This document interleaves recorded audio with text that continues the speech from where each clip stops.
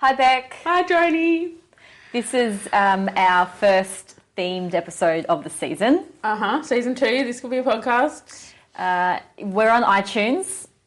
Check us out. So, do we know how many people have listened? Look, haven't checked lately. I've never checked. We get random ones now and then. I'd like to think that people not just screaming into the void. Yeah, and that they're listening and enjoying. And if you're not, let us know. Do we need people? We're talking about that. Just because you can say something, should you say something? Hey, no, I guess you can just vote with your ears. Maybe that's one of your rules of adulthood. So our theme today is rules of adulthood. Yes. So it's just saying that I don't think I really felt like a grown up till maybe last week. What happened last week? It was my birthday and I was 35 and I remember waking up and feeling quite grown up. Also, what does that very feel worried like? about my cardiovascular health. I was like, maybe I should eat some vegetables. Because, heart attack is like the leading cause of death in women. Yeah, right. Right? Okay. I was just maybe I was just more aware of my mortality. Yeah. When I wake up, yeah. I don't know, all of a sudden I was like, I don't have any excuse anymore. You're a grown-up. I'm a grown-up. That's it. No excuse for what? No, like, not doing stuff or like... But you want to stay young at heart, right? Isn't that what they say? Yeah. So you have to find that balance between buying insurance and also having a fun spirit. I do think that we had brunch on my birthday. Yeah. And what was our main topic of conversation? Oh, we talked about superannuation and insurance. And the home decoration. It was very... We also laced that with a little bit of... Tinder times. Yeah, true. Yeah. Anyway, so I actually do have 4 rules of adulthood, right? Okay, let me just get my pen. Now, I have to write these down. You should write them down. Everyone get a pen. Get ready. Beck has them for a while. Okay. So, my first rule of adulthood is if in doubt, wash your hair. Okay? Like, you know how you wake up in the morning sometimes and you think, I can get another day out of this? Yeah. But you get to like 10 o'clock in the morning and it's like, no, this is not working. Okay. My hair especially gets really like gross if I don't wash it every second day. Okay. That's my personal ritual. Yes. It may differ for everyone else. Yeah. But that one is really about recognising that people unfortunately judge you on your outside appearance. You can apply that to other areas though, right? Because if in doubt that you think that you probably aren't making this hummus right, you're probably not. And stop. Yeah, probably not. Okay. For me, this is more about like physical appearance, but rather than, All right. So if in doubt that you look like shit in those jeans, you probably do change. Yeah, probably change them. Okay. If you're in doubt that maybe, you've gone too much on the eyeliner. Yeah, you probably have. Okay. Yeah. That kind of fits in with, was it Chanel who said... Take something off. Yeah. Yeah, a little bit, yeah. I think so. Okay. Yeah. I think it's about recognising that and obviously we've all seen what I turn up to work in. Yeah, I don't think there's anything wrong with what you turn up to work in. It's a bit eccentric. Yeah, you never know what's going to walk through the door, which is half the fun though. But I think it's a little bit of recognising that people do judge you on yes, people do judge. Your first impressions, and if the first time you meet someone is the day that you really should have washed your hair when you got up. Yeah. Okay, if in doubt, wash and also your you hair. feel better about yourself. Yeah. Okay, I like that one. Second rule of adulthood is everyone is just pretending. Like, everyone is just pretending. Your boss, probably just pretending that she knows what she's doing. Okay. And the thing that I like about this one is that it gives you, all of a sudden you can feel so much kinder to people. Yep. Because you realise that they're just trying to do the best with what they got. Yep. And so if you really disagree with their decision, it's all right. They're just trying to find their way through it. They're just pretending that they definitely know for sure that this is the right thing to do. Yes. Everyone is pretending. Yeah. Yeah, we're all just... Well, it's true. It's fake it till you make it kind of thing, right? Yeah. And I think sometimes it's so easy you get so caught up in your own experience, you assume everyone else has their shit on point. Yeah, and they don't. Yeah, they don't. Yeah. They don't. You're not the only one in the world that does not have your shit together. Yeah. We're not very tolerant sometimes of people who either don't have their shit together or we're far too praising of people we think do. Yeah. Yeah. And usually we kind of assume that people who, going back to external appearances, we kind of assume that people who dress a certain way do kind of have their shit together or do know what they're doing, especially in the work environment. Like if someone turns up at work in, pencil skirt, and like a blouse sort of thing and straight hair. Did you say straight because yours is not straight and that's secretly what you want? Then, we kind of assume that we kind of make these assumptions that they know what they're doing, and so when something doesn't go right, we're a lot harsher on them. But usually I don't know, for me, it's about not being so harsh on people. Yeah. Because everyone's just trying to get through the day. Yep. Rule number 3 is don't be everyone else. Yep. Because... How did that one come about? Because I'm not. You know what Oprah says? No one does you better than you. Actually, I was talking to a friend about this the other day. Did you ever read that Ivania? Who? Do you know what I'm talking about? No. Ivania something. No. She wrote all these self-help books in the 90s. I didn't Where read self-help books. Where you are right now is where you're supposed to be. No. She was all about affirmations and shit. No. It's quite big when I was in grade 12.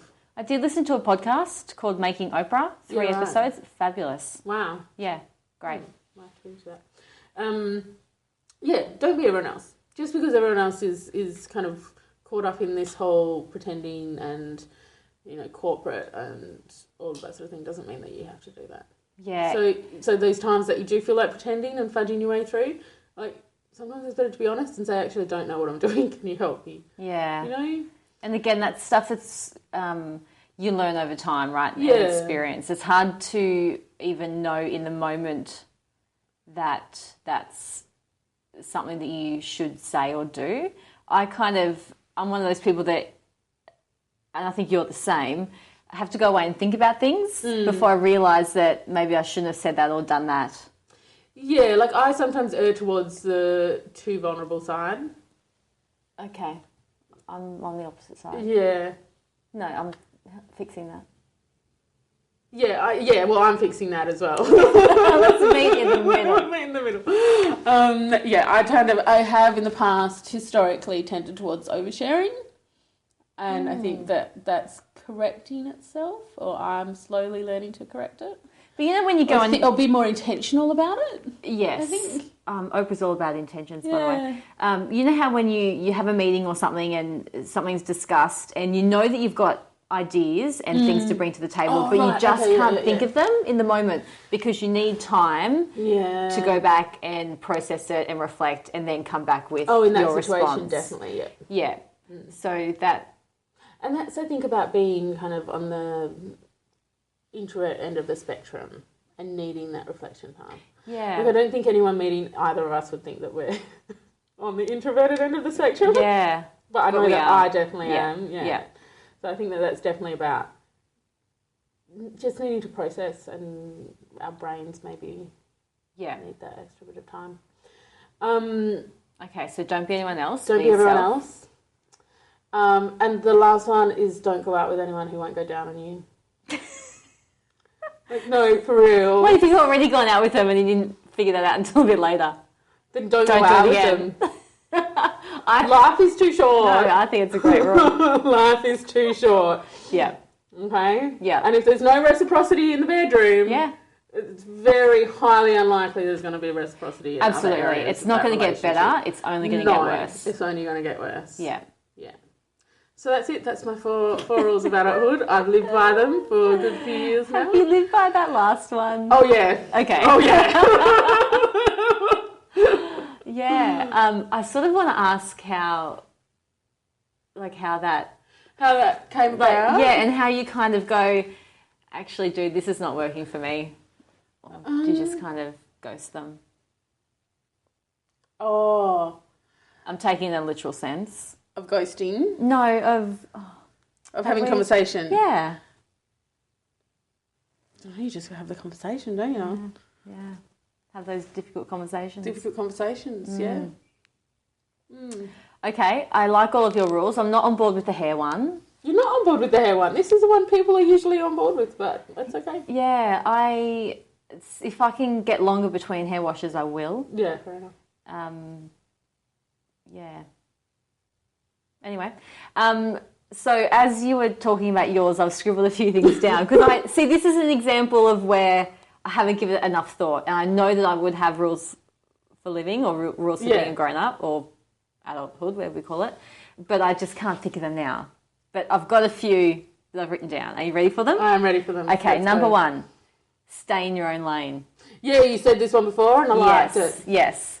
It's so easy, right, to compare yourself to other people. I think that's a pretty natural, normal thing to do, but you can't compare apples and oranges. You can compare kind of similar peers maybe and get a sense of where you're at, because if you don't compare yourself at all, you never really know where you are in the grand scheme of the world. So you have to have some kind of mirror to look back into. But generally speaking, people our age, or I'm not as old as you, are doing, well, they're not making podcasts, but a lot of them would be married, kids, all the usual. And we've talked about this before. Yeah. Generally, like 99% of the time, I never get caught up in that, and I never think that that's what I should be doing. But sometimes you do, and you think, shit, should I be, like I am getting older, as we all are, should I have done this? And then you think, am I failing at life because I haven't? But why then am I not on a 40 under 40 list? Yeah, you know? But you're on my list. My 40 under 40. Yeah, yeah, absolutely. You're on all my lists. Yeah. But then you remember to stay in your own lane, and you know, and this is actually the life that I do love. Yeah. So I think, are you on board with that one? I'm definitely on board with that one. That's a good one. Similar to your everyone is pretending, I think I have a rule about, or an idea that nothing is real. Wow. Are we in the Matrix? Nothing is real. Everything is only important because we say it is. We can change our perceptions if we want to. Like the importance that we give to things, we can change that. Yes. And we can then just decide that, you know, that's not so important. You know, where you place how many fucks you have to give. If you decide to take those, if you take those fucks and give them to something else, then that thing that yesterday was so important in your life is just not anymore. Yeah. You know, some of the things we get caught up in, they're not real. We don't have to. Sometimes I do find that my all of a sudden the amount of fucks I have to give suddenly increases exponentially, and I find myself more worked up about things than I otherwise would, because I've got so many more you know. Is that kind of what you mean? Yep. Yeah. So I don't quite know what to do in those situations. I think I need to work on that. Those times when I get a bit emotional and a bit like. And that's nothing that you have to fix. Yeah. That's just something that you work on for yourself, and that's a lifetime thing, right? None of us is perfect. You're pretty close, Joni. The other one I had is about self-awareness. I'm big on self-awareness, and you can't kind of get to be a more decent human being unless you reflect and are aware, even just of the stories that we tell ourselves and how important that kind of stuff is. You know, what are some of the stories, you know, how would you... wait, let me just ask one question. Okay. On a scale of 1 to 10, how self-aware do you think you are? Me? 10 being super aware, 0 being not at all. If we're in the... look, I'm like... I don't know, 5 or 6. Probably more on the 6 side of 5. Yep. Okay. That's in a staying in my own lane assessment. Yes. Do you know what I mean? Like as me and not me in comparison to other people. Yeah. So, yeah. Yeah, because if someone answered a 9 to that question, I'd be thinking that they're probably very unaware. So you sent me this message about the Johari window. Oh, yeah. Yeah. I didn't do it, but explain what it is. Well, basically, it kind of talks about how there's aspects of ourselves that we are aware of, aspects of ourselves that we are completely blind